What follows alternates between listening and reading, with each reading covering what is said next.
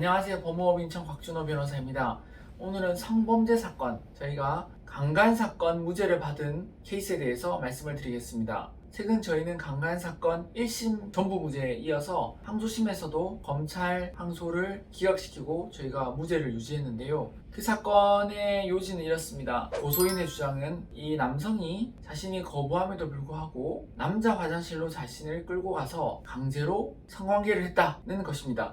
반면에 저희 의뢰인의 주장은 성관계 자체는 있진 않았고 인터넷상에서 소위 말하는 조건 만남으로 만나서 일종의 유사 성행위 정도까지는 하기로 해서 그까지만 한 것이다 라는 것이 저희 주장이었습니다. 여성은 강간을 당했다고 주장하여서 이것이 재판으로 넘어가서 저희가 첨예하게 이 부분을 다투었는데요.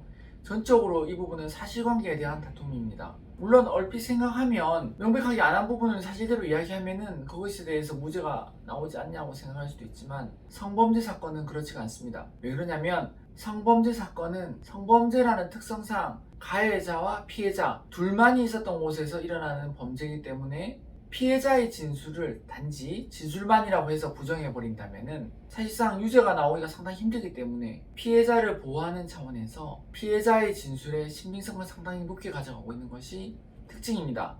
따라서 이 사건도 비슷한 경우로 해서 재판에 넘겨졌던 것이죠. 저희는 이 부분을 적극적으로 다투어서 결국 무죄 판결을 받아냈습니다. 구체적인 사실관계적인 부분까지 다 일일이 말씀드리기 힘든 점도 있지만 저희는 그 행동 하나하나를 초단위, 분단위로 다 쪼개서 그것이 과연 가능한지 특히 고소인의 진술이 현실성 있는 것인지를 다 따졌고요. 또 저희 의뢰인의 행동에 대해서 하나하나 다 설명을 드렸습니다. 왜 그렇게 해야 되는지, 왜 그런 것이 있었는지를 다 설명을 드렸습니다.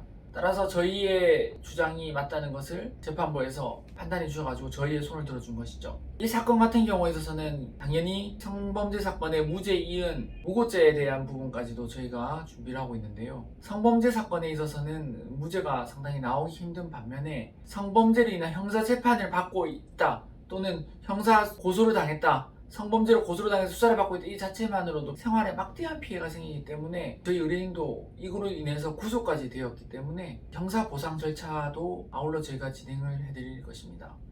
형사사건, 특히 형사사건 중에서도 성범죄 사건은 단지 고소만 당했다고 하더라도 피고소인은 경제적으로나 가족적으로나 모든 부분에 있어서 아주 치명적인 피해를 입게 됩니다. 거의 회복이 불가능할 정도의 피해를 입는 경우가 왕왕 있는데요. 이 사건에 있어서도 저희 의뢰인은 고소를 당하고 바로 영장실질에 이어서 구속까지도 되어서 구속 상태에서 재판을 받았습니다. 저희가 1심에서 무죄 판결이 이끌어내기 전까지는 몇 개월 동안 구치소 내에서 생활하면서 경제적으로나 가족들과 떨어져서 매우 힘든 시간을 보냈습니다.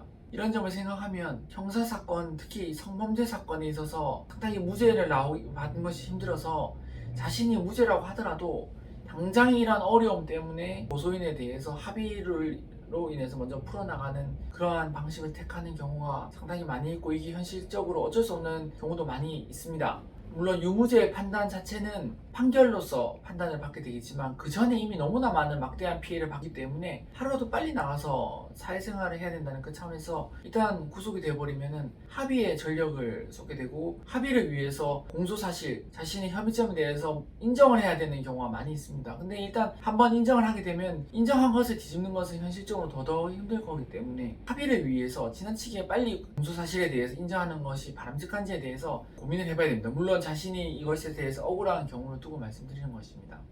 저희도 고소인의 진술을 통해서 구속 상태로 재판을 받았던 분을 1심에서 무죄 판결로 억울함을 풀어드린 케이스가 있습니다. 최근에 검찰이 부대 항소를 통해서 2심에까지 왔지만 거기서도 마찬가지로 저희가 무죄 판결을 유지했는데요.